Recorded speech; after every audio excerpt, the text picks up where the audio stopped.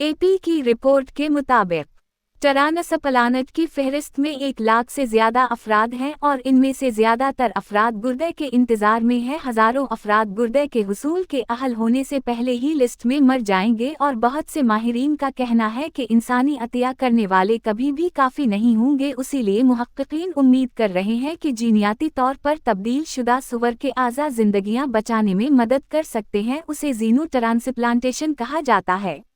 Lauren यगार्ड and शर्बी lab इस अमल को कई सालों से गौर कर रहे हैं। अब इन्होंने मुहक्किकीन के मरीजों की कहानियां उन लोगों के खानदानों में हासिल की हैं जिन्होंने अपने जिस्म को इस वजह से अतिया किया था कि हाल ही में इन्होंने एक खातून की पैरवी की जिसका नाम वान्ना लॉवनी था, जो 130 दिन में सुवर के गुर्दे के साथ सबसे ज्यादा जिंदा रहने वाली है, जबकि आखिरकार गुर्दे को हर मंजर से निकाल दिया गया।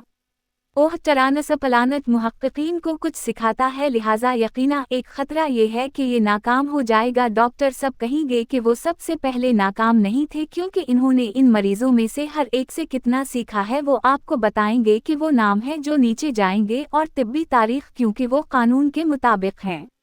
इनमें से हर एक से सीखे बहुत सारे लोगों के लिए जो हफ्ते में कई बार डायलिसिस पर रहते हैं, ये जिंदगी का बेहतरीन मयार नहीं है, जो वो अच्छा महसूस नहीं करते और वो काम नहीं कर पाते जो वो चाहते हैं। और इसलिए ऐसे लोग भी हैं जो उन इब्तिदाई मुतालात का हिस्सा बनने में वाकई दिलचस्पी रखते हैं। शर्बी लारीन और मैं आपके बारे में बात करने बैठा कि आप मरीजों को ट्रांसप्लांटेशन के बारे में जानते हैं। ये है रेडियो जीवे पाकिस्तान डिजिटल।